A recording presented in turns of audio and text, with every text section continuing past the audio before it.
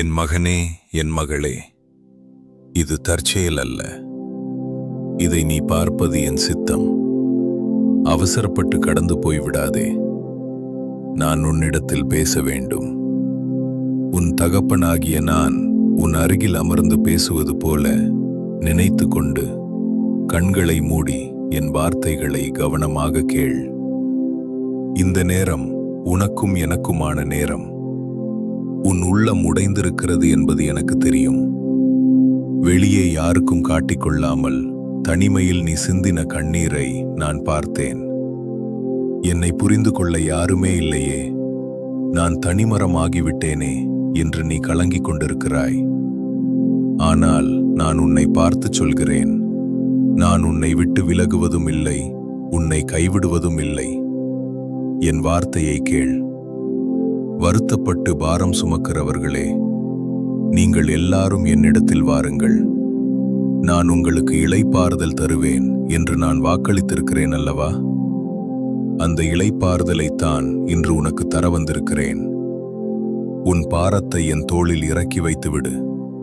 நீ சுமந்தது போதும். உன் வாழ்க்கையில் போராட்டங்கள் அதிகமாக இருக்கலாம், ஆனால் பயப்படாதே. வேதம் சொல்கிறது, தாய் தன் பாலகனை மறந்தாலும் நான் உன்னை மறப்பதில்லை என்று. ஆம், உன் சொந்த உறவுகள் உன்னை மறக்கலாம், உன்னை ஒதுக்கலாம். ஆனால் நான் உன்னை என் உள்ளங்கையில் பொறித்து வைத்திருக்கிறேன். நீ எனக்கு மிகவும் விலை மதிப்பானவன். இப்போது உன் சூழ்நிலையை பார்த்து நீ சோர்ந்து போயிருக்கலாம். ஆனால் இந்த நிமிடம் உனக்கு ஒரு உறுதியான வாக்கை தருகிறேன். பயப்படாதே, நான் உன்னுடனே இருக்கிறேன். திகையாதே, நான் உன் கடவுள். நான் உன்னை பலப்படுத்தி உனக்கு சகாயம் பண்ணுவேன் என்று ஏசாயா வழியாக நான் சொன்ன வார்த்தை இன்று உனக்கே உரியது. இந்த வார்த்தையை கெட்டியாக பிடித்துக்கொள். இதை நீ கேட்டுக்கொண்டிருக்கும் போதே உன் மனதிற்குள் ஒரு அமைதி இறங்குவதை நீ உணர்வாய். அதுதான் நான் தரும் சமாதானம். உலகம் தரக்கூடாத, உலகம் தர இயலாத சமாதானத்தை நான் உனக்கு தருகிறேன். உன் இருதயம் கலங்காமலும் பயப்படாமலும் இருப்பதாக. நீ நினைக்கலாம், என் எதிர்காலம் என்ன ஆகுமோ, எல்லாம் முடிந்துவிட்டதே என்று.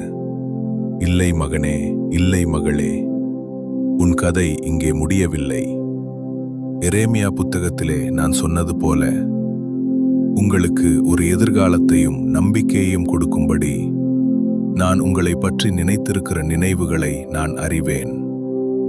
அவைகள் தீமைக்கல்ல, சமாதானத்துக்கு ஏதுவான நினைவுகளே. ஆகவே உன் எதிர்காலத்தை குறித்து கலங்காதே. உனக்காக அடைக்கப்பட்ட கதவுகள் திறக்கப்படும். உன் கண்ணீருக்கு பதில் மகிழ்ச்சியின் எண்ணெய் உன் தலையில் ஊற்றப்படும். நீ தலை குனிந்த அதே இடத்தில் நான் உன்னை உயர்த்துவேன். இது என் வாக்குறுதி. என் வாக்குறுதி ஒருபோதும் மாறாது. இன்னும் சிறிது காலத்தில் உன் வாழ்க்கையில் ஒரு பெரிய மாற்றம் நடக்கப் போகிறது. நீ எதிர்பார்த்த அற்புதம் உன் வாசலில் வந்து நிற்கும். நோய்களிலிருந்து விடுதலை கிடைக்கும். கடன் பாரங்கள் விலகும். குடும்பத்தில் இருந்த சண்டை சச்சரவுகள் நீங்கி அன்பு பெருகும். இதை நீ விசுவாசி. விசுவாசிக்கிறவனுக்கு எல்லாம் கூடும். இப்போது உன் பயம் எங்கே? அது உன்னை விட்டு விலகி ஓடிவிட்டது. என் பிரசன்னம் உன்னை சூழ்ந்திருக்கிறது. நீ தனியாள் இல்லை, சர்வ வல்லவர். நான் உன் துணையாக இருக்கிறேன். தைரியமாக இரு. உன் கவலைகளை என்னிடம் தந்துவிட்டாய். இனி அதை பற்றி யோசிக்காதே. நான் பார்த்துக் கொள்வேன். என் அன்பு பிள்ளையே, இந்த வார்த்தைகள் உன் ஆத்துமாவிற்கு ஆறுதலை தந்திருந்தால், என் ஆசீர்வாதத்தை நீ முழுமையாக பெற்றுக்கொள்ள விரும்பினால், உன் நம்பிக்கையை வெளிப்படுத்தும் விதமாக ஆமேன் என்று சொல்லு. நீ சொல்லும் அந்த ஆமேன் உன் விசுவாசத்தின் முத்திரையாக இருக்கட்டும். என் சமாதானம் உன்னோடு தங்குவதாக.